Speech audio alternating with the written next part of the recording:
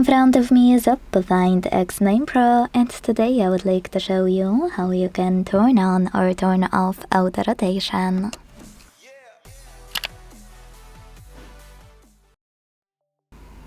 First of all, go into Tab menu by swiping down from the top right corner of your screen, like that. Then use Auto Rotate shortcut. When I click, I can see that mine turned white and icon itself turned red.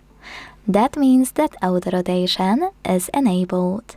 To disable it, click on the same shortcut until it's gray and the icon is white.